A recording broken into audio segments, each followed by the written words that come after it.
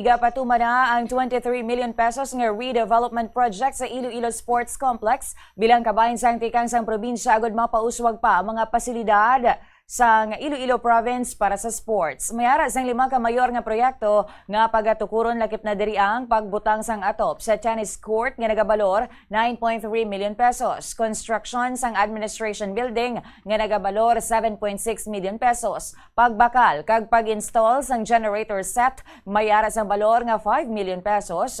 Pagkaayos ang truck oval nga nagabalor 1 million pesos kag pagbutang sang water tank para sa indoor pool nagabalor naman 700,000 pesos. Ginalauman nga makompleto kag mangin operational ang tanan nga proyekto antes matapos ang tuig 2026.